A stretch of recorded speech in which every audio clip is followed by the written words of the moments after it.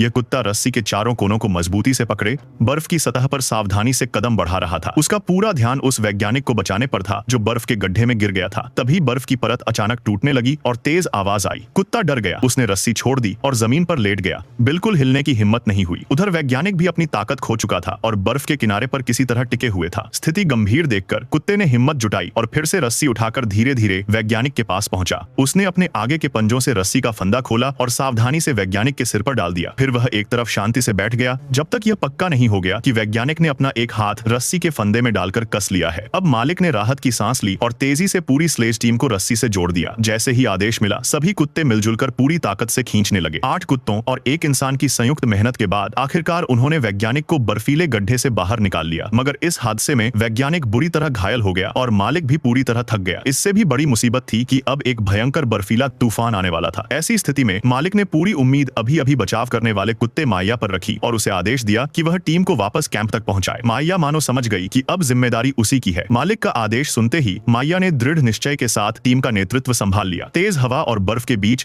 वह आगे बढ़ती रही और मालिक जो बेहोश होकर स्लेज पर पड़ा था अब कुछ भी नहीं जानता था। तूफान के बीच कुत्तों की यह टीम माया के नेतृत्व में बर्फ पर दौड़ती रही, मौत से जैसे दौड़ लगाते हुए। माया ने सभी उम्मीदों पर खरी उतरते हुए अंधेरा होने से पहले ही टीम को सुरक्षित कैंप तक पहुंचा दिया। लेकिन तब तक बर्फीला तूफान और भी भयानक हो गया था। जब अंटार्कटिका की वैज्ञानिक टीम ने वहां से निकलने की तैयारी की तो उन्होंने फैसला किया कि 8वां वीर स्लेज कुत्तों को वहीं छोड़ दिया जाए ताकि वे खुद ही शून्य से नीचे 50 डिग्री तापमान और तूफान से लड़ सकें। सबसे युवा कुत्ता मैक्स यह देखकर कि उसका मालिक जा रहा है, कॉलर तोड़कर उसके पास भागा और साथ चलने की जिद करने लगा। लेकिन अगले ही पल मालिक ने उसका कॉलर फिर से मजबूती से बांध दिया ताकि और कोई कुत्ता भी आजाद न हो पाए। उसने हर कुत्ते के कॉलर को कसकर बांधा और फिर उन्हें लोहे की जंजीरों और कीलों से जमीन पर जकड़ दिया। बेचारे कुत्ते समझ नहीं पा रहे थे कि उन्हें इस तरह क्यों बांधा जा रहा है और उन्होंने दर्द भरी आवाजें निकाली। लेकिन मालिक निर्दयी नहीं था। असली वजह यह थी कि हेलीकॉप्टर का भार सीमित था और उसे पहले घायलों को ले जाना था जिनमें वह खुद भी शामिल था। उसने मन ही मन ठान लिया कि जैसे ही हेलीकॉप्टर उतरेगा वह अपना इलाज छोड़कर तुरंत लौटेगा और आने वाले भीषण तूफान से पहले अपने प्यारे कुत्तों को बचा लेगा। जैसे ही हेलीकॉप्टर धीरे धीरे ऊपर उठा, सभी कुत्ते बुरी तरह भौंकने लगे। वे समझ नहीं पा रहे थे